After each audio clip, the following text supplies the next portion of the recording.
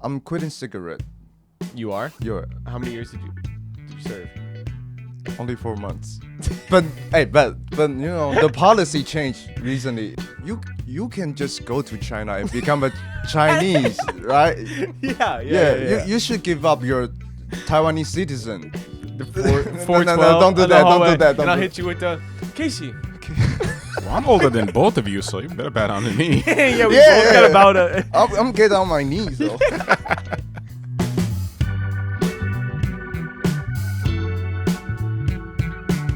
What's up, everyone, and welcome back to the Jordan Whitrock Show. Today we have a guest that is from across the world, so it's an honor to have him here to share what it's like to live in a different country, but then come here and also strive to be a successful actor. So without further ado, let's welcome to the show, Casey. Woo! Yes, sir. What's up, Casey? Good. Thanks for having me, Dude, thanks for coming on. I know it's so funny. We talked about, I think last quarter we talked about having you on the show, and then it was just like we were too busy at the end, and then it never happened. Yeah. I mean, it's the first quarter though. So true, true. Okay, I mean, it was confusing for me coming to school here and trying to figure out, how does the school work, how does the city work. But you came from a different country. What was that experience like? It was a lot. Yeah, and I'm still in the process. Yep. Yeah.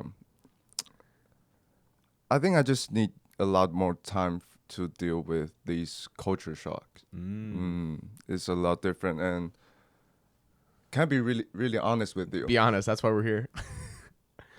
I love to have small talk with you guys, Okay.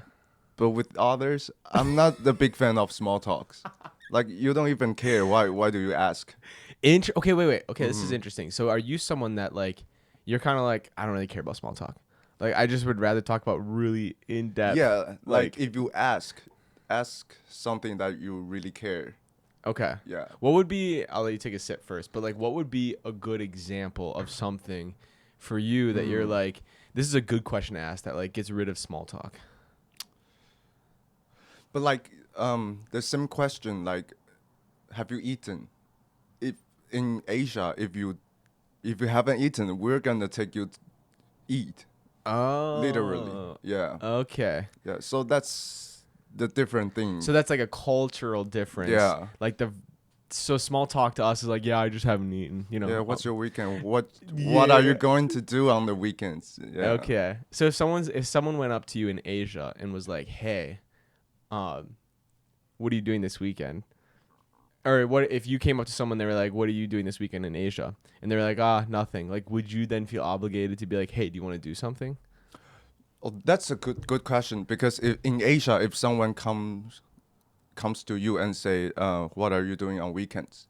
We're assuming that, you're planning to do something with me during the weekends. That's why you brought up the question. Yeah, that's a different thing. So then when everyone keeps asking you, yo, what are you doing this weekend? Yeah, and then you tell them, I and have then they're nothing. like, Yeah, so and they're like, cool. All right, I'm heading out. Like, I'm doing a lot of cool stuff, but like, yeah, you're like, what the? I was expecting all the time. Dang. Okay, that's interesting because we talked about, because you were in my improv, right? Yes. And that was like, we did talk about the cultural differences of like words meaning something or phrases meaning something different in a different not a different language, but just a different culture. And that's so fascinating that like our small talk is like in a way meaningless, and I don't enjoy it too. I think it has its purpose, right? Like when you meet someone new for the first time, it's like, well, I don't know anything about this person. I mean, there's nothing bad about small talk. Yeah. It's like how you do it. Yeah, what's your intention? And okay. Yeah. Okay, wait. So we've talked about you're from a different country. You're from Asia. Do you want to talk to us a little bit about like where you're from? Sure. And all that kind of stuff. So for people who don't know, I'm from Taiwan. Okay. I'm Casey. My name is Wenqi Zhuang. Yeah, aka Casey, aka Alan. Yeah, and I'm from Taiwan. Nice. Yeah. Okay, wait. My So, bad. did you change your name to Casey when you came here, or how did you come up with the name Casey? People back in Taiwan call me Casey. Okay. So, oh, this is fun. My Chinese name is Wenqi. Okay. Yep. Okay. Yep. Yeah. Well, don't get confused because although we're Taiwanese, but we speak Chinese. No, yes. I'm Chinese Taiwanese. Is it Mandarin or? Yeah, Yeah. Mandarin. So my Chinese name is Wenqi, but I wasn't Wenqi. I was Kaixin for a long time. I changed my name. Yeah, and Kaixin sounds like KC. Sort Got of. Yeah. you. So that's how you got the nickname, and then you changed your name. Yeah. To Winji. Okay, and then that's how you get Casey. Okay. So the reason I say AKA Alan is because most of the people in Taiwan or even in Chinese community, we all have a English name that has nothing to do with your original name. Yep. Yeah. So my English name is Alan. That's just like. Yeah, all I think about it went out. Did you watch the Barbie movie or no? You mean the recent one? Yeah, the recent one. Yeah. Okay, you know how they had like it was like Ken and Barbie, and then there's Alan. Yeah. Like who the fuck is Alan? No, that's literally like every time you keep saying Alan, that's all I picture is that character. But okay, also we have Mike back in the studio. He's running our TD. Let's go. What's up? Welcome back. Put some Welcome steak back. on it. Thanks, Mike. You got it. We shot his episode last week, which was a lot of fun. So it's nice to have you back in studio. I know your life Glad is to be here. I know your life is busy, so I really appreciate it. We definitely could not do it without you. So yeah, just be me with a laptop trying to like figure it out. It would not work. It would not work. Okay, so you grew up in Taiwan your Yes. whole life, right? Yes. Okay. What was that like growing up as like a kid in Taiwan?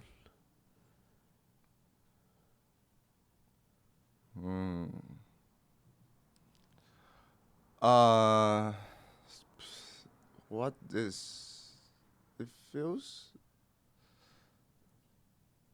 Could you ask again? Yeah, no, totally. What when you were younger, Yeah. what was that like being in Taiwan? Like as a kid, a young child. I don't know. Maybe like how you mentioned about like people who haven't been outside of their own country. Got you. Yeah. When I was a kid, I also think that Taiwan or like Chinese community is the whole world to me. So, what does it feels like? I didn't feel. Yeah, I didn't feel much, but I was thinking a little bit too narrow before I came here. Got you. Did you go to school there, or what was school like? Okay. There's a huge difference between like Okay, that's good. like the education system Okay. between the Asian and the West. Asian. Like you heard a stop starter. Okay, you heard a lot about like Korean education culture, Chinese education culture. Have you heard of it? Meaning, explain. Like, what do you Okay. mean by that? So you heard of cram school? The No, I word of haven't. cram school. No, I have Okay, this is a Okay, we're getting a deep new cut. thing Let's go. in okay. So a cram school means it's a place you go after school. Okay. So I remember the definition of cram is like pushing or right? I have no idea. Well, you can have Mike. CRAM or CRAM. I think. E? I don't know. E. Cram. Cram school Within like is a verb, right? Is it in like is it another school in those cultures? Yeah, it's like a institution, but it's not from the government. It's not public. de It's la like creme? private. Wait. Creme de la creme school? A cram school. Cram school. Okay. Yeah, it's like a private facility, like institution. Wait, Mike. What's the definition of it? Still looking. Let's see. Because isn't creme de creme like a dish or something like that? I guess is how you spell it, Casey? I don't know. Graham. All right. Well, But I've heard- It's his second language. We got to give him Yeah. a break. Yeah. Wait, hold up. Is English your second language or your third language? It's like second or third because Taiwanese is technically my second. Yeah, okay. Taiwanese, That's yeah, what I was wondering. Okay, yeah. so it's Mandarin, Taiwanese, and then And I speak Korean. that's gonna say, and then you have Korean because I knew that we talked about Yeah. that, which we can get to later. All right. Anyway, well, Yeah. if Mike figures it out, he figures it out. Yeah, Otherwise, okay. we Give did. me a minute. Okay, so it's like another institution that you go to, Yeah, most of the Asian kids goes there. and what do you do when you go there? Like, you do the extra stuff. So you learn math and history and like Chinese those Yep. things in school, right? gotcha. So after school, you enhance those things. You reinforce those things. So it's the same thing. You're just So trying it's to like get going better, so like it's like good grades. is it like going to school twice then in a day, or Yeah, basically. And I wouldn't have made it as a child. and cram school are mostly focused on giving tests and lecture. So, Gotcha. Yeah. real quick, Hold up. Krem School is a primarily early learning center franchise founded in 1982 that provides daycare, preschool, and kindergarten services for children from ages 6 weeks to 12 years old. According to Okay, Google, that's somewhere along the lines. Is but that you it do or like no? like it's like a little after school program maybe or something. It is, but it sounds a little bit too serious, but Oh, yeah. it is Okay. basically the same thing. I mean, this is Yeah. according to Google. I mean, you got Yeah, the AI. infant daycare. But that toddler. cram school is a big thing in Asia area. Is it for like being like smaller, younger children, or is it all? Does it go all the way up? All the way up. Okay, yeah. Got you. So then you did that on top of your education. Yeah. So there was just a lot of schooling kind of vibes. Yeah. Okay. Do you think that affected you, in doing that, like having so much school all the time? Yeah. Yeah. Just an addition to it. I'm a diagnosed ADHD. Oh. Yeah, I didn't know can. that. Yeah, I Okay. can sit still for that long. Okay. Yeah. So we're gonna fly through this podcast. Let me out. I'm having too much coffee. Oh no. Keep okay, got you. So Mhm. okay, so you go to school. Your school kind of not monopolizes your time, but it takes a lot of your time. Yes. The The growing up. majority of my time. And so how old are you when you graduate? Like from university or Or from school? Like cuz like for us, we go to like elementary, middle, high school, and then you go to college if you decide to go to college. yes. So how old were you when you graduated from like your high school, or did you just go straight to college? No, we graduated from high school for 18 and Okay, then yep. we go to university. Okay, got you. So I graduated when I was 18 and then I went to Korea for a year. I was about to be training for, K-pop idol. Oh. Yeah, so that's the reason I went to Korea. And then I ended up with, okay, that's not the thing I'm going to pursue. I found my passion in acting. So that's Okay. why I went back to Taiwan. So, and then I get into the National Taiwan University of Art. Okay. Yeah. Yep. Do you think going to Korea and pursuing the K-pop that led you to realizing I love entertaining, and then but it's like maybe my medium of entertaining is like acting, not the singing. Yes. Like, okay. Or like to be more specific, I found the passion on performing, but I'm just not quite sure what kind of performance. Okay. Yeah. Got you. What was that experience of moving from Taiwan to Korea? Was that difficult or? Okay, so I think moving to Korea is already difficult to me.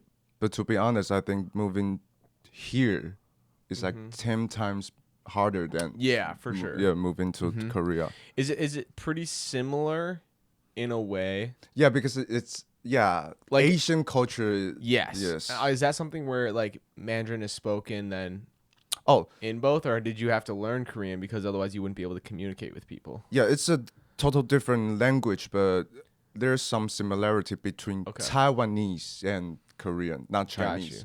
Okay. So, what was the K-pop like? Was it a school that you went to, or I ended up went to a language school, okay? but I was going to the exact company. Okay. Yeah. What did they have like? Did they have you rehearsing, or was it language school mainly? Was like what you were doing, What I did is language school mainly. and then you realized that wasn't for you. Then you moved back to Taiwan. Yeah. You go to the Taiwan National University of Arts. Yeah. And is that a 4-year program? Were you there Yes. for 4 years? For my bachelor degree. Okay. And then how old were you when you graduated then from college? 26. Okay, yeah. I was 24, I think. So, Okay. yeah. So not no, 23. I lied. was 28. Okay. But I got out the school two years later. Yeah, I was out half a year later than whatever the anticipated normal. Okay, so you graduate, you're 26. In that moment, are you trying to like act in Taiwan, or like how do you go about getting to the point where you're like, you know what, I need to go get more education? Good question. I was at the point that I noticed being an actor. I think it's the same thing, but I'm just gonna put it this way. Yeah, go for it.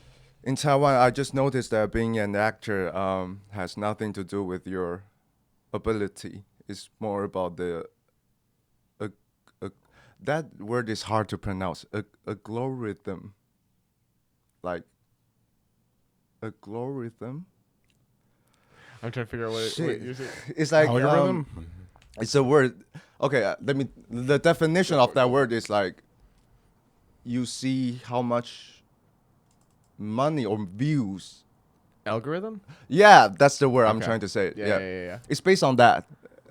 So, like acting in Taiwan was like Yeah. algorithm based. So it's like social media, and okay, so it's like the new age of acting or entertaining. I mean, it happens everywhere, but Yep. it's kind of serious in Taiwan, I think. So at that point, I noticed that thing, and I asked myself, what's the standard of being an actor? Not by the general standard. What's my standard of being an actor? And I noticed that I'm not doing enough for my standard. So that's why I try to get better. Got you. So then that's what leads you to then looking for schools for the next level. In looking for schools for MFA programs, were there schools that you were looking at in different countries, or did you always know like I wanted to go to America, like I wanted to go to an American school? I always want to study in America. Okay. What was the reason for that? When I was a kid, Yep. I was a huge fan of hip hop culture.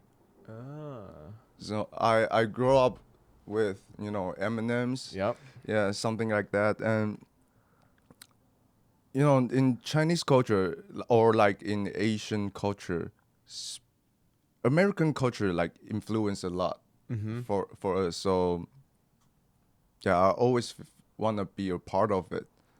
Got you. Yeah, And studying in America allows you to do that or Yeah. experience it. experience that. Yep. So what brought you to SCAD? How did you end up on SCAD's territory? I was because most of my study back in undergrad was theatrical experience mostly. So that's also I was also trying to like gain more experience on camera. So that's why I ended up with SCAD. Do you think that's like you've always been fascinated with camera and you're like that's the medium I want to like act in? Oh, Or are you like, no, I love stage. I want to do stage. But I just felt like I needed to also learn how to do camera. that's a good question, because the reason I found my passion about acting was movie. But then I get but then I get into the university, Yep. and the thing I received are mostly theatrical. So I rethought about acting and plays and drama. Yep. That's the point that I, you know, really have a opportunity to understand what is acting. So I ended up with falling in love with theater.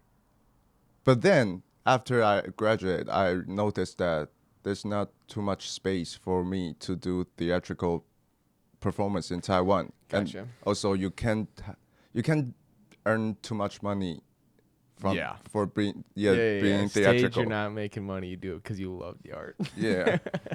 Which is so real. No, it's funny. Like, I do think the full juicy is helping. Like, Yeah, it is. In a weird I'm- way, I'm- it is helping. It's so weird. But at first, I'm not gonna lie, I was kind of like, there's no way that this is like gonna actually make like impact. It's not gonna impact my life beyond acting. You know what I'm I'll saying? be young act. Like in my Okay. head, I was kind of like, I guess this would help me for when I am acting, but like, it's not like I'm still gonna do what I do, you know.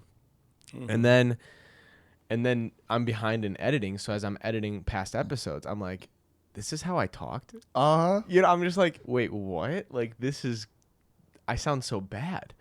And then, Oh. because like newer stuff, it's like obviously I've had the training, and so it's better from that standpoint. But I don't know. I think that's just like I can tell it's actually changing my life that way. It's like it kicked in subconsciously. Yeah, Yeah. exactly. Yeah. Well, that you can still look around. I've got Post-its around my room that's like back, Ah. ankles. Like when we had to do that earlier in the Yeah, quarter, you know, that's- and I just never took them down. But it's a good reminder, though. You know, make sure that you're nice and straight, ready to go. Yeah. But okay. So when you were learning English, Mm-hmm. was that a challenge, or was it something that you learned at a younger age, so it wasn't as like hard?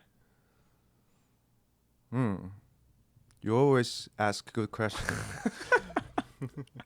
So like for me, I don't think English is that hard, but Yeah. speaking it is hard. How to live in the, it's not like English culture, but like English speaking culture is Yeah. another thing to Okay. me. And not to mention, I've learned English since I was a kid, and Yes, and that's what I was wondering. Yeah. yeah, and I'm a smart kid. I'm good. Yeah, You know, you I are. did the homework. you are. Yeah. I have pretty nice grades back in schools, but yeah, but like I'm always mad about my accent or stuff like that, and that stopped me from like really improving or like really speaking it. Got you. What were some of those things that you had to overcome to like continue to work on English in that way, or be more confident in the way that you speak? Were there like certain things like letters that you say that you're like, oh, I just struggle with this letter, so when I come up with a word, it's frustrating because I feel like I'm gonna embarrass myself because I can't say it the American way, you know? Like the word completely. Interesting. And the issue with that is, I don't know. I just think that I can't pronounce that word pleat. okay, like that phrasing Yeah, of it, yeah. complete. Okay. How to form the I'm trying to think, because you're always brought up in our voice class, because it's you and you and Laura, because you both come from a different country, and so you don't use the same speech patterns, like because you didn't learn those, or they're just not in your language, so then you just never learned them, and that's like what you're working on. And it's just interesting because for me, I've always spoke English, and then trying to learn like Spanish, my Spanish was very American, right? Like there was Okay. no hint of anything. Like it's very much black and white. Like hola, cómo está? And it's like someone from that country would be like, yo, what is even this? This is an NPC or something like that, you know? NPC. And so I don't know. I think it's cool to be in a class where we're learning about language and being like, okay, it actually, if you're going to speak in this language, it's more than just saying the words correctly. How are you saying the words? How are you getting to there? And I think for me, that's very challenging because also English was like my worst subject. Like I literally have the story of me being one of my schools that I went to. I've shared this on the podcast before, but you'll get a kick out of it because I don't think I've shared it with you as someone who's like learning English, and maybe feeling behind for no reason. But in like second grade, they were calling names out to go into a different classroom for English, and my buddy Brian was a Hispanic. He went to that class or whatever, and then in turn I was like, dang, I'm not gonna be in class with my friend, and then my name gets called. I'm like, let's go, we're gonna be in the same class, right? Well, it turns out that class was like for like slower learners in English. Okay. And the funny thing is that city that I lived in, it was a high majority population of like Hispanics. So it was most of the Hispanic kids in our class, and then me, the one white dude who struggled with English. So you two are the only white kids. No, he was a Hispanic kid too. Oh, yeah. You're the only white kid in the class. and it's like that's their second language. That's why they're struggling. It's my first language, and I still can't get it down enough to be in the normal class. So like when people, Is that bad? well, I mean, hopefully it's gotten better, but at that time I just hated like English, reading, writing, all that stuff. But like so like when people like you are like, oh, like I'm struggling like to speak, I'm like, bro, like you're doing better than like I did when I was been like at your age, technically learning the language. So. I mean, how bad it could be. It would be. For me? Yeah. I don't think it was that bad. I think, like, I can speak normal. I could talk. It wasn't that, like, I didn't know words. My issue was, like, reading a word and being able to, like, comprehend it and then write it down or something like that. Oh, okay. And it was, like, just because I didn't love reading. And, like, my parents made me read a lot. And I think, like, I hate read then because I was like, I hate reading. Like, I'm just going to read this as fast as possible. So I became really good at skimming because I wouldn't actually read, which then in turn hurt me. So then when you get older and you're like, I should have just listened to my parents and, like, did it the right way. And I wouldn't be going through all these growing pains, But the things we do when we're young. Yeah, like now I have to read with my finger. Otherwise, I also skip the lines. Yep. Gotcha. Is it easier to read English than like in conversating or no? Every language. You mean point at the lines? No, I just mean like, is it easier to read than like hear someone speak the language? Maybe reading is easier. Maybe. That's kind of what I found when I was in my Spanish classes. Like, if someone were to hit me with, fast speaking Spanish, like I would lose it. But if I had a book and I could, spell out each word slowly, I probably wouldn't get the tenses right, but I at least would have an idea of what they're saying. Yeah, but it's like what Jen said. Like, even Americans speak tons of different kind of accent. Yeah. In English. Yeah. So sometimes listening is harder than reading. It's interesting because like I feel like I don't have a Midwestern accent. Cause like to me a Midwestern accent is like, oh yeah, we up in the UP and we go fishing all the time and then we go drink beer at the pub or the bar, like, and there's people like that talk like that, but I don't talk like that, and so when I say I'm from the Midwest, a lot of people are like, oh okay, like I feel like I feel like I have an okay like general American accent, like non-regional. Exactly. Accent. But there's like certain phrases like, oh yeah, no, like no one says that unless you're from the Midwest. And then in saying that, you automatically go straight into the oh yeah, and you start lifting your palate kind of thing and opening up. And so I don't know, which like I'm happy because if I had an accent, I don't know if I'd have the willpower to be able to get rid of it. Like, I don't have a New England or Boston accent, and that's true. I never thought about that. Off. And you lived there your whole life, right, Mike? Yeah, lived my whole life, Massachusetts. What happened? Well, like Worcester is Central Mass, so it's not Boston, but okay, obviously, but it's diverse, right? What's that? Is it diverse? Yeah. Is Massachusetts diverse? It's a pretty diverse place. Yeah, Massachusetts is very diverse. Okay. Yeah. I don't know. Okay, did you play any sports growing up? Only basketball. But I started playing basketball when I get in the high school. So you like played on a team kind of vibes? No, I got drafted Whoa. the last year in high school. The To, like- last year. To like you're a professional team or? The school team. Gosh, you Mhm. okay. Yeah. Wait, hold up. You said drafted, and it just Sorry. No, No, it's no. just because my English isn't good. no. But then it got me thinking: does Taiwan have like? Do you have to be do you have to serve in the military? Yeah. I served there. That's what I was gonna say. Did you have to serve then for a certain amount of years or whatever? Yeah. How many years did you serve? Only 4 months. but the policy changed recently. The Okay. minimum is a year for every man. Now? Yeah, now. What was it before? 4 months. Oh, my generation is 4 months. A couple years ago was 2 years.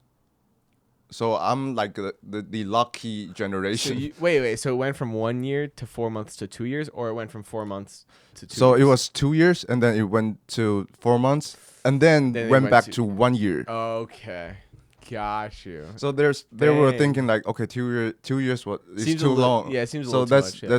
let's give it 4 months. Okay, 4 months is too short. Yeah. Let's give it a year. I think it's interesting. Like, okay, I'm gonna talk, but like, it's something I would do if I was forced to, Mhm. right? I would prefer not to serve in the military, unless I'd have to.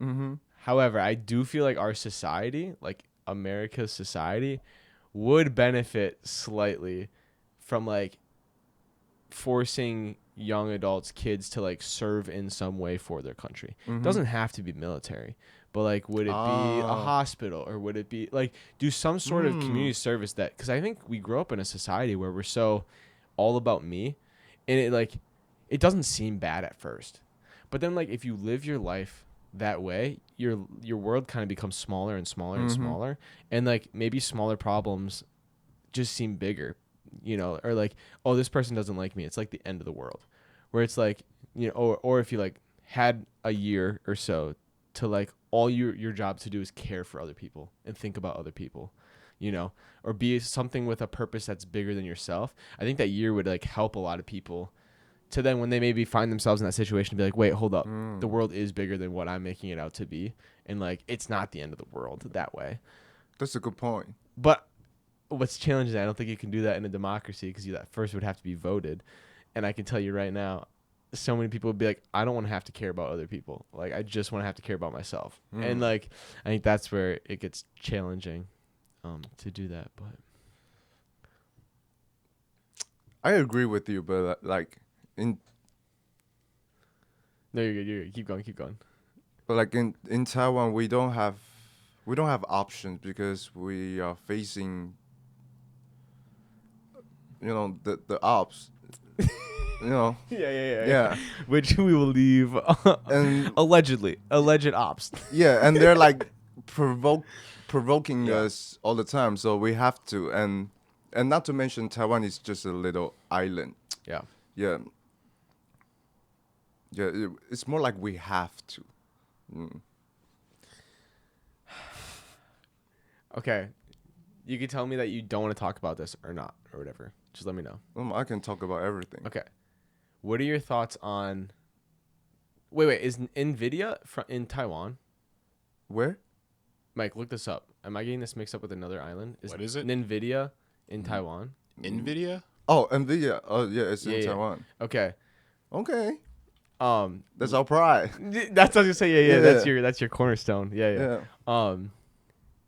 Is there a legitimate fear that things could escalate? You mean between China and Yeah. Taiwan? Yeah, for sure. Do you see that within the people living there? Or no? What do you mean by that? Like there's this not impending doom, but there's this, heavier topic, or this heavy situation where like when you think about it, you're like, we could lose what we have Mm-hmm. in a way due to this them taking us over, or is that something that people live with day to day, Yes. or do you think that's something that like, oh, we only think about it so often? we live with it Yeah. day by day. Okay. But that's also the fun fact of democracy, because there's still people in Taiwan who wants to be Chinese. Yeah, What are your thoughts on that? I respect that, but then just you can just go to China and become a Chinese, right? Yeah. You should give up your Taiwanese citizen. I totally respect that. Then just don't. You can't be Taiwanese and Chinese at the same time. You have to choose one. Dude, okay, wait. This actually gets into like, okay, this is something I think about a lot. Not often. That sounds weird. But okay, you know like how there's a lot of people in America. We have a lot of people that like are frustrated with America, and they're like, bro, like I hate this country so much. Like I wish I would just like go live somewhere else. Mm-hmm. But they're thinking about dual citizenship, right? No, like they're just like I just would like live in France or something like that. And it's like, go live in France. Yeah, You can leave. yeah. Like if you don't want to be American, you can leave. Or like, and I think what's tough is like people come from like different heritage, right? So if someone comes from a different country, they want to bring their heritage here, right? Or just like have that remembrance of like where we're from. Or like people that are like, I'm like, I don't know, I'm Canadian first and then American. And it's like, okay, but you live in America, you call yourself an American citizen. But if America's not your, like, that's like a pledge you have to take, is that like you're leaving that country behind to become American. Now America's your family, your home, your country. You still can't, like, you could still love your old country. Yeah. But like now you're American, so like what America does is like what you're for, you know? And I think it's tough because people will come here and be like, well, I want to benefit from what America can offer, but I don't want to be American. I don't want to believe in America, you know, like I want to do my own thing. And it's like, well, you can't have both, because then you get a society like what we have today where people want to benefit from America, but they're in a way tearing it apart because now no one's American anymore. They want to be their own thing. So there's no community anymore or a shared goal. It's always like arguing over, you know, A and B. I just think that's like, it can be frustrating as someone who like realizes that like I was born in America. I think that's an amazing blessing to have for me, and like allows me to like, literally we're here making a podcast, going to acting school. I don't know if that's often an opportunity given to a lot of people in other countries for my age. You know, I think a lot of times it's like, we'll go to work. Like, and I think like America provides that opportunity, or shares the value, like, hey, this could be something that's valuable and we'll allow it if it happens, you know. And I think in other countries, it's like, no, you're going to go do something in STEM, or you're going to go do something like education or writing or something like, I don't know. I think for me, it's hard to believe people that then who grow up here and like, I hate this country. And it's like, you can leave. Like, you don't have to stay here. So that's why it was interesting that like when you're talking about people that are like, you know, we want China here. And it's like, well, no, you could just go to China. Yeah. There's nothing stopping you. I'm not going to lie. I watched because I think it was really hot. I mean, it still is a hot topic, but I think it was really hot like either a year or 2 years ago. Yeah, I forgot if it's this year or last year. China took action to us. Like, they're legit shooting missile to the territory near the ocean territory near us. Because I watched on a YouTube video of how they were breaking down, if China invaded, how could Taiwan defend itself? Like, okay. if they attacked the south, that would be like the weakest, because Taiwan's protected to the north more than the south. So if they attacked from the south, that would allow them to come up through the island faster. You're right. Yeah, you're right. And I remember being like, damn, I was like, we gotta protect the south of the border. I was like, we gotta protect the southern side. No, but I just read like that when it was really hot, I was like, dang, like when they were like, it's gonna happen tomorrow vibes. It's like, okay, it didn't, but I started watching. I started getting deep into politics that time. Yeah, but like people in Taiwan are starting to say it might happen tomorrow. It might happen tomorrow. Yeah. Wow, that's scary. And you have family back there, I'm assuming, right? Yeah. Do you find there's a split within your family, or most people kind of agree? Like, is that, like, I think of like here, it's like maybe there's family members that are like, you know, Democrat, Republican, or not. It's not so much party. It's more of like ideologies than parties. Like, do you find that in your family that's a topic that's split, or not really? I'm lucky enough that we all think the same in this family. Yeah. Okay. Is that something that like splits up families? I heard a lot. And not to mention friends. Meaning? Like, so there's a lot of Taiwan like Taiwanese businessmen. Okay. So that they have a lot of business in China. So Oh. so when it comes to public terms, they keen on support China, but which that makes sense because your business. Yeah. yes, because your business is there. But I respect that. You know, I always respect everyone's perspective. Yep. Yeah, but sorry, I forgot what I'm saying. You're talking about France and business. Yeah, so even this situation is kind of obvious to me, but it's still a really diverse place in Taiwan. You know, Gotcha. everyone's thoughts. When did you guys become a country? Are you guys a country, right? Yeah, you're a country. You're not a territory So that's of something, the thing. right? We're claiming that we're Yeah. a country. Yep. China don't see that way, and honestly, there's many country don't think we're a country. Yeah, and Yeah. that's the part. That's the issue. 1911 is the first year. Oh, that is so far. Like I was thinking it was like 1950 something, which like I Sorry. can understand. Quick question. So, if I'm understanding correctly, would like Taiwan be what Puerto Rico is to the United States, but to China? Oh no. So based on the history, Taiwan was the China. We were China. Yeah, you were part of China. Yep. No, we were the China. Wait, what? Wait. Okay, explain yourself. Okay. Yep.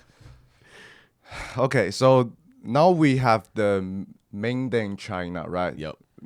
And then little island called Taiwan. Yep. We used to run the whole mainland China. And then we lost the war. So we escaped from the mainland China. Gotcha. I So- see. So everyone from Taiwan was in China, and there was a war. You're saying, and then Except they fled. the Aboriginal people in Taiwan. Yes. Yeah, yes. yeah. But then people fled from China to Taiwan, Yeah. and we're like, we're actually a new country. Yeah, yeah, yeah, Taiwan, yeah, yeah. like, what's up? Peace, yeah. Peace up, A-Town. No.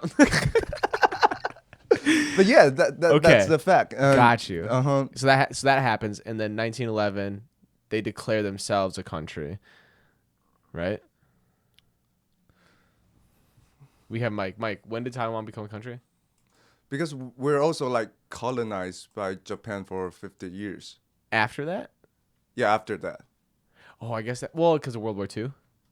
Yes. Yeah. Well, I think you're still a country though, because think of like France was colonized by Germany in World War II, but we still call France, right? Yes. Yes, because but like after we've been colonized by Japan, Yep.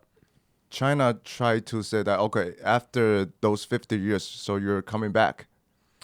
But we're like, no, we just been through this shit. We're not gonna do that shit. So it says Taiwan's functional status as a distinct entity, the Republic of China, began in December 1949 when Chiang Kai-shek's nationalist government retreated to 1949. Taiwan following defeat in the Chinese Civil War. Okay. Mm-hmm. So it's 1949. Wait, what happened in 1911? Yeah. What we got to figure out what happened with Taiwan Let's in find 1911. Because I know 1911 is a big year for Yeah. Taiwan. Bro, what? In 1911, Taiwan was not involved in the Xinhai Revolution, Double 10 Day, October 10th, Oh. 1911, that overthrew China's Qing dynasty. During 1911, Taiwan was under the rule of the Empire of Japan. From 1895 to 1945, the Republic of China was founded in 1912, but Taiwan only came under the Republic of China control after 1945. So it's in the middle of the revolution, I guess. Got you. Yeah. Okay. Yeah. And then Japan Interesting. comes in, and then you're under them for 50 years. Mm-hmm. Then you get out and China's like, okay, you come back, and you're like, nope, we're good. And that's what. So it's like kind of like vibes, which is like I understand it as like vibes of like Russia and Ukraine, right? Ukraine breaks off, and Russia's like fine, and then Yeah. Russia's like, we really kind of want that land though. Like we want your assets and all that Mhm. stuff. And Ukraine's like, well, no, we're our own country. And then Taiwan's kind of that same thing where they're like, well, no, We're our own country. Yeah, I don't know. Because Taiwan has a great geographic location Mm-hmm. for business wise or war wise. Mm-hmm. Yeah. It's always war related, right? Mhm. Like, I think of like even Midway, like for like U.S. World War II, like Midway was like yes an important battle, but it was like, okay, this opens up our ability to attack mainland Japan or like attack the islands in near that, But I don't know. It's sad because like I'm fascinated about war, but in order to have a war to talk about, there needs to be war, which leads to death, and it's just like it's like. Sometimes it feels wrong, especially like in recent years, to think of like recent stuff that happens because you're like, it's interesting to talk about it. That just means people are dying, and you don't want people to die. You'd love for all of us to live in harmony and not hate each other, but I don't Die know. naturally, from old age, peaceful around our family. Yes, at the ripe age of 99. I'm gonna be 149. According Dude, to if you're 149, that means you had 50 years of not being able to play with Legos. How do you feel about that? I feel great because I don't like Legos. according to Taiwanese law, if China took action to Yep. us, and by the meantime you're abroad, Yep. you don't have to go back to Taiwan and do your thing. But for me, if they took action, I'm gonna fly back and be on that field And fight. Yeah, and fight. Wow. That's interesting because, like, America, we've had, like, 9/11, which was a terrorist attack, or, like, Pearl Harbor, which was an attack on Hawaii.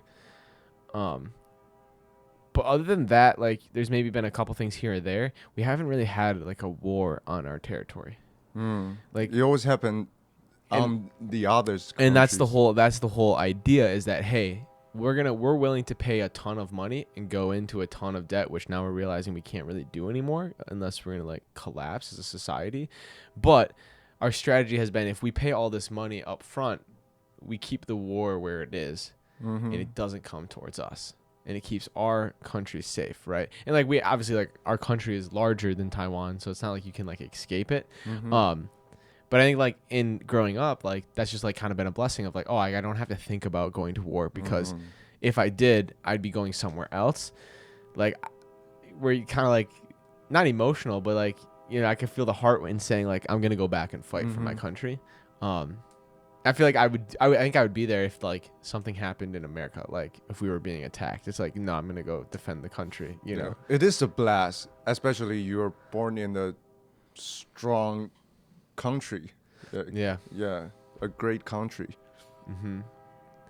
It's interesting. I wonder if people are hearing this train that's going by right now. Are we picking it up on the mics, Mike? Mike's, I can't tell, it's so loud. I can't tell, but We love the Likely, city it's okay. of Savannah. Actually, now I think Savannah about it, loves us. I haven't heard a train actually come by in a minute. Yeah, me neither. I heard it this morning. Oh, really? Oh, we definitely could hear that. I definitely did not hear that. Actually, one of my favorite things to hear is, like, it's very faint, but you can hear it. You can hear a barge coming in the river. What's a barge? Those really big ships that hold the containers. Oh, You can hear it faintly from the river all the way here, like the and like it's so like I love, because I don't get to, like, I'm used to trains where I'm from, so like it's not that cool. But like to hear a like not a barge, but like what are the container ships, like that to me, I'm like, oh, that's cool. Like that just tells you you're in a different place, Yeah. kind of thing. But dude, we need to go to the beach sometime. Yeah, Have you been to the beach? once. Okay, yeah. Well, we gotta go and like hang out and do like. Like the entire cohort was talking about it all last quarter. But it never happens. Never Yeah. happens. Oh, they were talking about how beautiful the moon is. They wanted to go at night, and I'm like, what are you gonna do at night? Like, Yeah, you Skinny dip. yeah, I'm not trying to see naked Sorry, people. Yvonne. What? he brought up, but he I'm was good. I'll he, pass. he was really specific on the moon, how beautiful the moon is from the beach. I mean, I believe it, Yeah. just because it's so dark. Like the only light that's coming from it is the light moon. of the moon and the stars, and then the reflection off the ocean. You're here at SCAD, yes. and the transition was like not easy. Mm-hmm. What were like some of the challenging things other than like, some of the language differences in phrasings? Loneliness. Like missing home or just like not familiar with anything, so you just feel like, bro. You can do much in Savannah, to be honest. Like, you can only go to bars during the weekends. Yep. I'm not even the workout guy in Taiwan. Yeah. But in Savannah, I work out like 4 times a week. Just to do something. Yeah, just to do something. And my dorm is like, it's like 10 times smaller than this place. Are you by yourself though or no? No, I have roommates, but they're great. But we don't interact too much. Yeah. And there's a age gap between. When I was looking at, I was thinking of doing the dorms too, but then I was like, okay, I got like all these questions I want to ask, and so I called and I was like, hey, I'm like looking at the dorms, like I know that you offer solo dorms. Is that something like I know for sure I could buy like and have? And she's like, well, no, it's a lottery system. I'm like, okay, that's not good. And then it was like, okay, what's the next one? It's like, okay, also like would I be with people my age? And she was like, no, you'd probably be with an undergrad. And I'm like, okay. And then she's like, yeah, we really and then she's like, honestly, we just changed a new rule that like only people with disabilities get their own room. And so then I was like, so you're guaranteed to be sharing with someone. And I'm like, for the amount of money I'm paying, no. Thank you. I was like, I'm gonna go try to find a different place. Yeah, so. the fee for the dorm is expensive. Well, it's basically the price of like living in a place like this, and it's like you could find something cheaper than this. You know, especially if you have people that you're gonna be able to room with. I didn't have, because when I came here, I obviously knew no one, so I was like, well, I have to buy something my own. So I can't afford a full apartment lease. So I was able to like find like a way that like didn't have me take a full lease, only had a room, kind of room and board vibes, so that I could afford it, because I just can't afford what other people can, I don't know. Okay, wait. I don't know what your experience is. I don't know. I love SCAD. I love what it offers. I think it's funny though, because you just see like where you stand financially compared to everyone else. And for me, I'm like, like my parents are like, if they visit me, they'll give me like food money, or like they'll fly me back home so I can see them, because I can't afford a plane ticket, Well, me too. Yeah, but everything else, like I have to kind of I pay myself, And so it's funny to like talk to other people that maybe they are fortunate enough and are blessed enough not to have that kind of thought process, and so they like go out and do whatever they want to. And sometimes I feel bad, because it's like, oh, do you want to go do this? And it's like, I just don't have money, like, you know what I'm saying? But I think it's like, I don't know, I look at it as like a positive, because if you're able to go without something now, you'll be able to go without something later in life. Like if you're able to like make that decision and willpower enough to be like, no, this is what I have to do now. Like I have to sacrifice for the future. Like I think that's like a good trait to have in someone. And I don't know if you learn that trait if you just start given everything growing up, Like how to learn management. Yeah, I guess it would be like type of management or something like that, or just like I guess that type of discipline, because I feel like I'm disciplined in some areas and not others, right? Like working out, I'm not that disciplined. I honestly don't care how my body looks. Obviously, I care how it looks. Like if I'm doing a show where I need to physically be able to, I care. But like me personally, I feel like okay. If I'm not working out, then I just won't eat as much, because then I won't put on weight. Like that's how my brain works. Instead of being like, oh, I'm eating a ton, I have to work out, or I'm working out, I have to eat a lot. Like me too. That's how I do the math in my head, which like isn't the greatest. I look at Mike, bro's like a tank. You run over anyone, but I think I'm only disciplined when it comes to performance. Yeah, like what you said. I only try to maintain my body when I have a showcase. Got you. Yeah, or like how I treat my body well if I have a showcase. Got you. What stops you from treating it well when you don't? Oh, it's a lot. Like I think, like Jen said, your body is always sending a lot of message to your brain, but The thing is, did you notice it? Did you receive it? And did you solve the problem that the message is sent to you? Yeah. So during the showcase, apparently I wouldn't drink that much during the showcase, Yep. and I have a better routine every day. You know, sometimes the shoulder just feel loosened up a lot more. Not as If- tight. Yeah. Just try to have a more flexibility. Yeah. I think doing that thing give me more flexibility. What are your thoughts on like as an actor, like obviously your voice, your body is like very important. Like that's a big ass, like an athlete, like that's a big asset to them. What are your thoughts on like drinking and smoking and all that kind of stuff? Like, do you have an opinion on that or?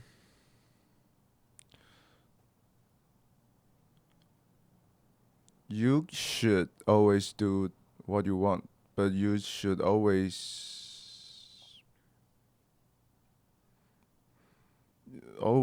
be aware of your decisions, right? So I'm quitting cigarette. You are? Yeah, Okay. and it's been 2 months. Thanks, man. Let's go. Yeah, I kind of wanted to talk about that. I was just curious on like what, because I knew that you smoked. yeah. And I don't know, for me, like my brain does this thing where any drugs or like smoking is like death. Like you're gonna die if you do it. Like that's how I grew up. Uh-huh. No one told me that. That's just how I interpreted it. But drinking, I come from Wisconsin, like drinking capital of the world. Like if you tell people, if there's a drinking contest and you tell them you're from Wisconsin, they're like, you can't be in it because you're gonna win. Oh, okay. So it's like, to me, drinking was just something that like was normal. We're gonna It's have like, a match tonight. yeah. While we learn our monologue. Yeah. No, but so like for me, drinking was like normal. That was Mhm. normal. And then you go to other places and they don't drink as much, you know, and that's what you realize in different cultures. But so it's so funny because so it's like I had that fear. So like when I see people do it in my head, I'm like, oh, you're gonna kill yourself, you know? Or it's like I'm scared for you, but you know, whereas like but it's like you could argue that drinking could be actually worse than some of those other drugs or other stuff that people would do, you know? But anyway, I was curious on what your thoughts were on like cigarettes or on like if you felt that now that you said that you've stopped for 2 months, have you felt a change in like your lungs or your breathing or, you know, your voice or like your ability in being at like going outside and running like or no? So before I quit smoking, the reason I quit smoking is I felt the impact. I felt the influence. But before I felt that, I don't want to quit because I was doing fine. I can manage I didn't manage too well, but like Yeah. you can told feel yourself that you were you can managing feel it. it. Oh, I was smoking too much. Oh, okay. Yeah. But okay, I've been smoking for almost 14 years. That's what I was gonna ask. Is it like a cultural thing in Taiwan to smoke or no? Or was that just you? Like you just like that was a habit you picked up? Like in France, people smoke, and that's what you do. Yeah, but I'm gonna put the blame on myself. Okay, yeah, keep yeah, the blame on myself. Yeah. So I've been smoking for too long, Okay. and I noticed that my voice changed a little bit. How so? It's not how bright I can talk, and it's not about the energy, but it's about. I also sing because I did some musical theater back in Taiwan. I noticed my voice isn't that clean enough.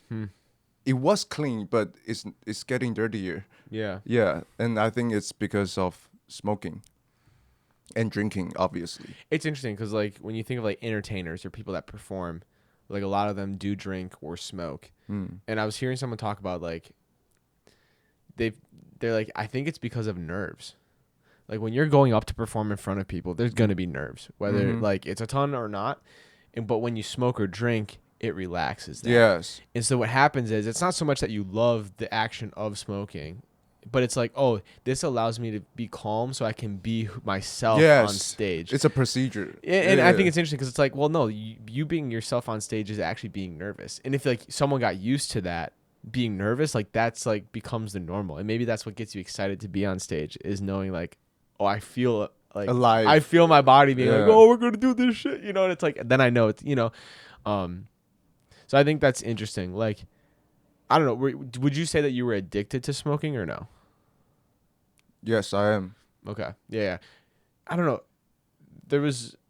I never drank a lot, but there was one moment in undergrad where like I'd be playing video games with my friends or something like that, live streaming or whatever, and everything started to revolve around alcohol. Like it would be like, hey, let's play this game, but if something would happen in this game, you'd have to drink, or if something, or you'd have to like finish your whole can. So then we'd drink a ton, and it wouldn't be us actually hanging out; it'd just be like online. And when I finally processed that, like maybe after 2 weeks, I was like, what the am I doing? I'm just like sitting here in my room by myself, technically. But is it during the pandemic? No, it was like right after. Oh. So there really was no reason to do it. I don't know. So like that was like me. I never was addicted, but I was like, oh, that could definitely become a bad habit. Mm-hmm. And so then I was like, oh, gotta cut that off, But I don't know. I also don't love the taste of alcohol. Yeah. But yeah, that makes sense. Like in drinking it, it's literally only for the feeling of being drunk. Wait, quick question. Go for it. Cocktail or beer? Beer.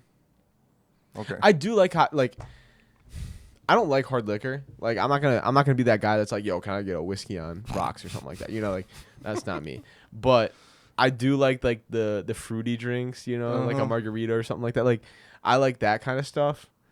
But I'm not going to go to a bar and be like, can I get one margarita? It's like, I'm not going to do that. So it's like, and I like beer. But I just don't like, I'm not, I love the taste of beer. Like I'm not that. That's not me.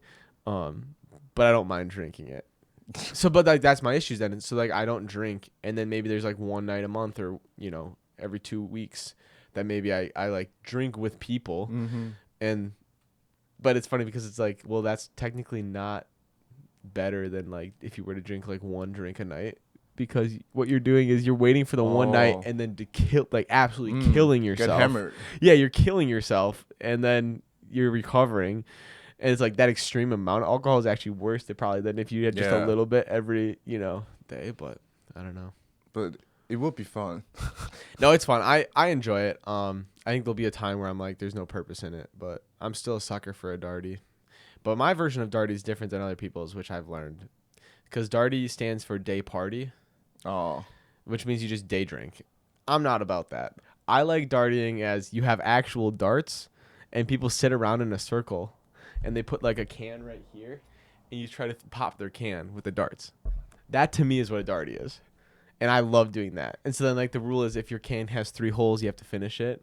Or if someone lands the dart on the top of the can, then you have to finish it. And so we'll have to do it sometime. Yeah. That sounds fun. But that's like my favorite activity outside with people. Because most of the time you're missing the darts. So it's just us throwing darts and missing, I've only had a couple go into a body part, but not bad. But you brought up a good question, because there's another reason I quit smoking is because I noticed that I have a serious dopamine addiction. Yeah. Explain yourself. Meaning? Mm-hmm. Okay, so I knew that I have ADHD. Yep. And sometimes your phone is just feeding you some strange information. Okay. Yeah. And sometimes I have these ads saying that you're scrolling too much and stop smoking, stop masturbating, stop drinking, something like that. Yep. So so I started to rethink.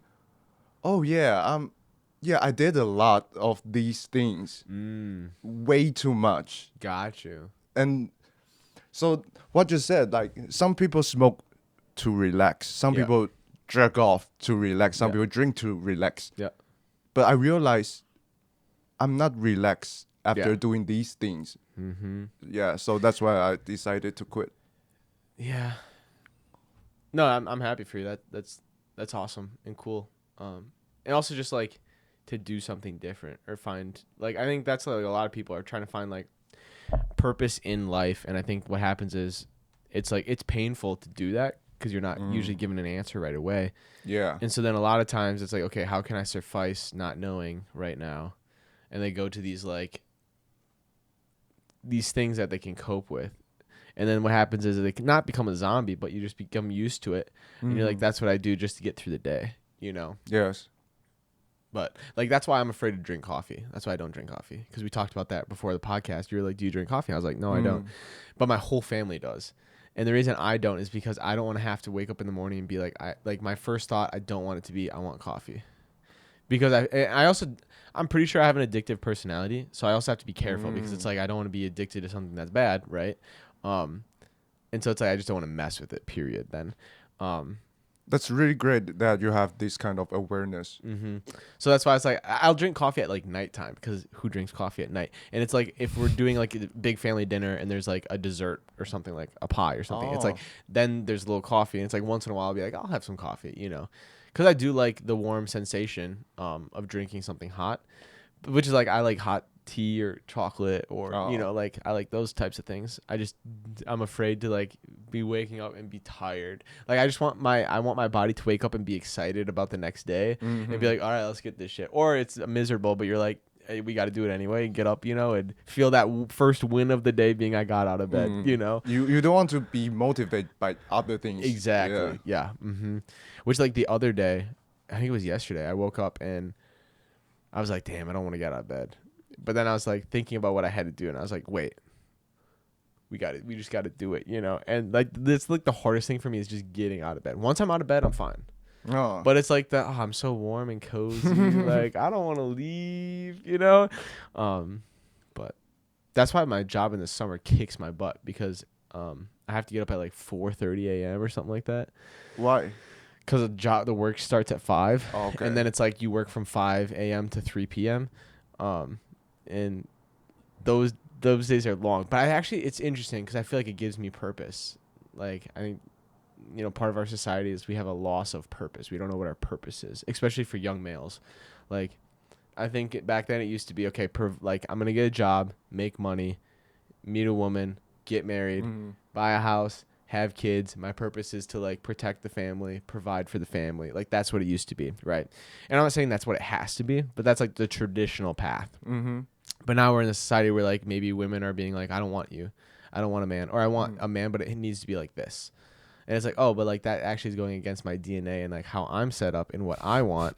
You know, and I think that's what we're at the crossroads right now of like people being like, oh, like, or I don't know. I think people could be like, well, young men are so dumb and stupid. And like, well, that's because we've been told we're dumb and stupid our whole lives. Like, if you look at any TV show, it's always the dumb young boy that's like an idiot and people make fun of. And it's like, that's how we've been portrayed on TV and television our whole lives. And that's what we see and watch. Like, that sucks to like think. And so I think then you like start to like, I'm dumb, but it's funny. I'm the funny guy. You know, it's like, and so then you start coping and then you just lose your purpose. And I think like on a religious term, I think that's why a lot of people are like going to a religion or a faith. Or like, I see a lot of it as like they're going to like a Christianity or even beyond. I think it used to be go to Christianity. Now it's going to like, I'm becoming Catholic because I want tradition, because I want that structure of like the past. Like a lot of Christian beliefs is like, if you believe in Jesus, you're saved.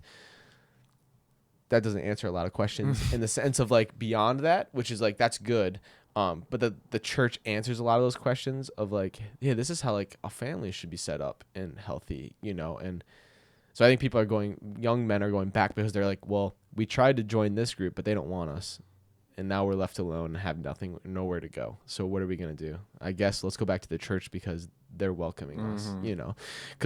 Which I think is way better than like not Golden Tate. No, Andrew Tate. Like the Andrew Tates of the world. Like that's extreme. That's like not good. Like, we got to stay away from that. But I don't know. Mike chuckles. Mike, are you a pro Andrew Tate? Oh God, don't. Are you an alpha? Don't Alpha guy? Big alpha guy. Don't get me started. You're gonna need a part 2 from my opinions on that type of thing. So yeah. It's funny because, okay, if this gets clipped or taken out of context, could be bad. But there's some things that he said that I'm like, that makes sense. But then it's like how he said it. I'm like, Uh-huh. you said it the dumbest way. You said it just to rage bait everyone. Yeah. And then what happens is your actually intelligent take on something gets taken out of context, and it's no longer intelligent because of the way that you phrased it. Which I guess if you're in it for But the I money, think he but- planned to do that. Oh, 100%. Yeah, Yeah, that was his yeah. whole goal. It's like, Yeah. which I don't know. I saw a meme one time that was so funny. It said men literally created a division and just put themselves in there, and it's like alpha, and it's like, all right, cool. Well, I'm a super dog, but you don't understand because you're an alpha, but super dog's higher than alpha, so it's just like a weird thing. What kind of side of the internet are you on? He's getting blue pilled. No. Okay, when we think of like Asian families, I think of like how close knit it is, like generation wise. Is that something you've experienced? or Yeah. no? Like I think of like in America, it's like, hey, when grandma gets old, we put her in an old home. We only visit her like twice a year, and we just Yeah. wait for her to die.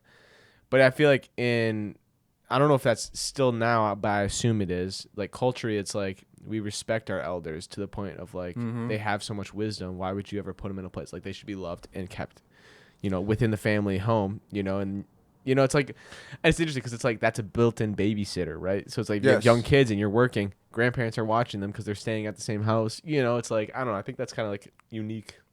I'm still living with my parents though. Yeah. Yeah. It is a big thing in Asia, and not to mention even in school. Yeah. Like if I'm a second grade and you're a first grade, you have to respect me behaviorally. You know what I mean? Like because you're older. Yes. Dang. So it's that. You have deep. to say hi with 90-degree bow. And you don't have to. I'm just hi. Dang. Yeah. You have to show some respect. So if I was gonna bow to you, is it 90-degree arms at the side? I would say, are you blind? People were gonna say, aren't you blind? Yeah. So if I see you in person, I have to hit you with the bow because you're older than me. Not for me though. I will. Yeah. We're gonna be in Kreitz, the No, 412. don't do on the that, don't hallway, do that, don't and I'll do hit you with the Casey. Well, I'm older than both of you, so you better bet on me. Yeah, we Yeah, both got yeah. about a. I'm getting on my knees though.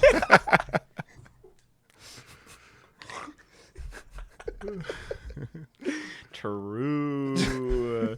Respect for Dang. Mike's got us beat.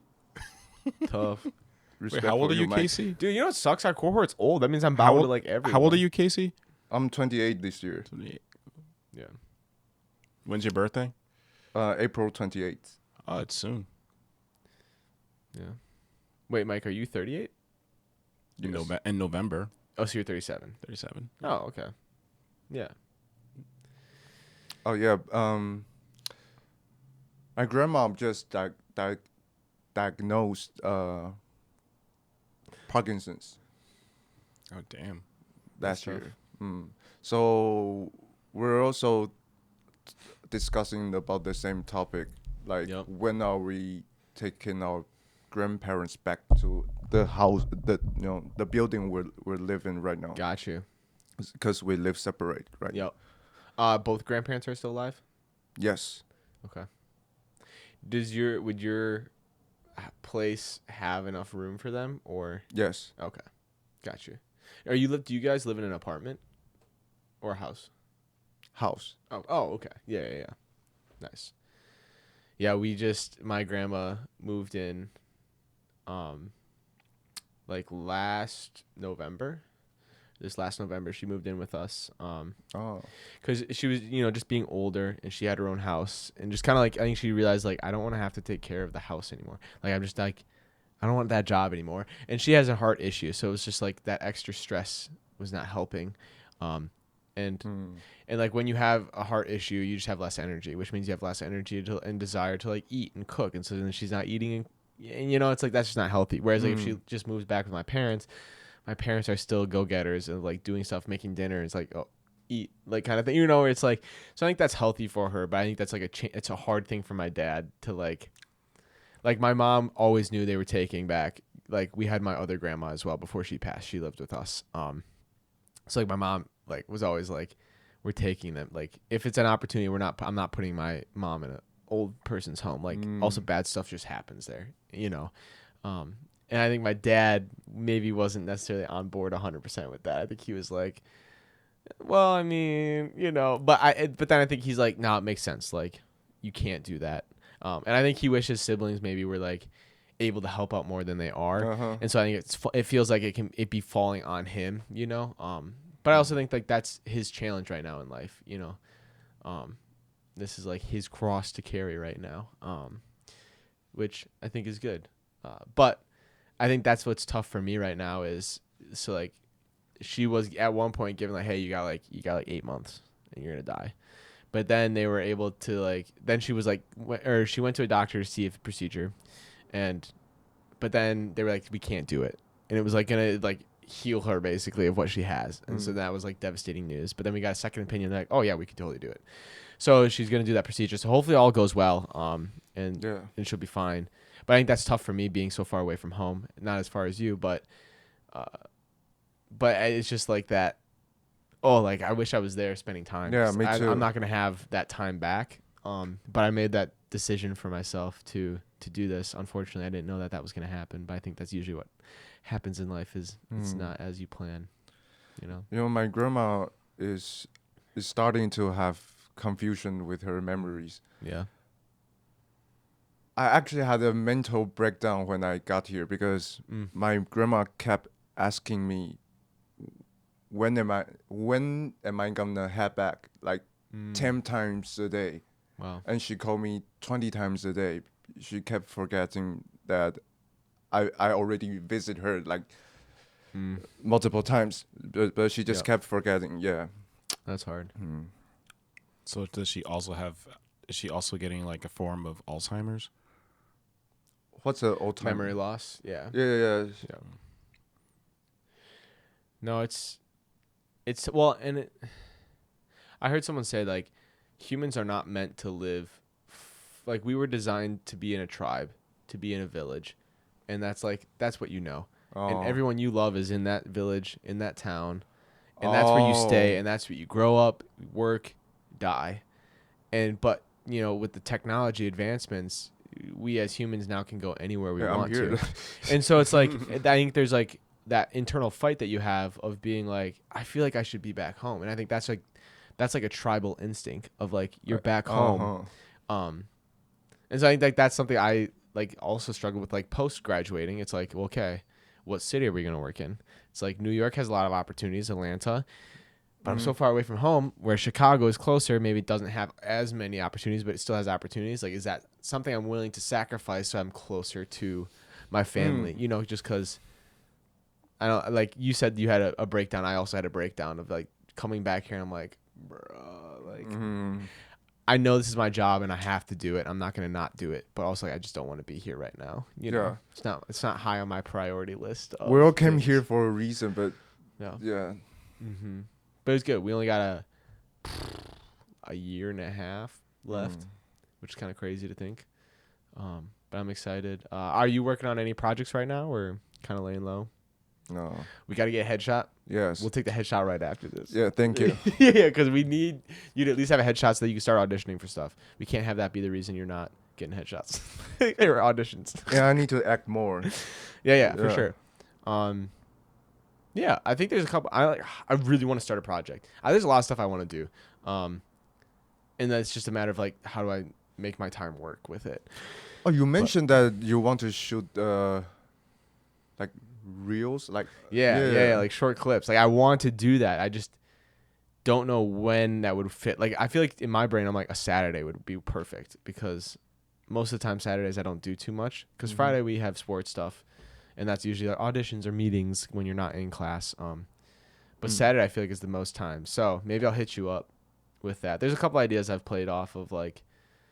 Also, I feel like you just gotta rip the Band-Aid. You gotta post something stupid so that then you can be like, okay, cool, it failed. I'm not afraid to fail anymore because I've already done it. You know, and then you just then that's when you get the better ideas. Yeah. And then you keep cooking. But we'll see. Like that's the other thing too. Is there's a lot of people in our cohort that maybe aren't getting the opportunities that they wish they were, or just like are not just like, hey, I don't want to be in anything related to the school at this moment with life being busy, but I still want to act. And it's like, I feel like I want to like offer them an opportunity to feel like they're still able to act in that medium. So yeah, so I'll keep you posted if we do that.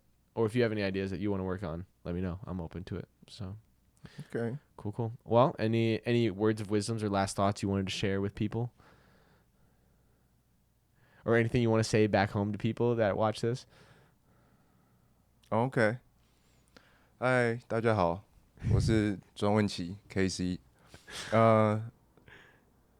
第一次听我讲英文的话，我还在进步中，毕竟我才刚来第4个月嘛。对，给我一点时间，我的英文只会越来越好。然后我之后也会演更多的东西。对，希望我也可以跟 Jordan 多演些戏。Right. So basically, I said what my name is, Yep. and I said, I'm still improving my English. Nice. Yeah, and I'm looking forward to do more acting and also act with you. Yeah. Yeah, Let's go. Sweet. Oh, All right. screw and me, Mike, huh? and Mike. Get cooked. Yeah, he said it pretty loudly. I heard that, Mike. All right, we could take camera 2. Thank you everyone for joining us for the Jordan Whitrock Show. If you made it this far, consider dropping a like, subscribe to the channel. It's the easiest thing and the free thing that you could do to help support this show. Casey, thank you so much for coming on the show. I'm glad we finally got it to happen. Yeah, my pleasure. That was a lot of fun. And Mike, thanks for always helping out and Of being course. the one with all the steaks. So Put some steak on it. with that, we'll see you in the next one. Peace. Peace.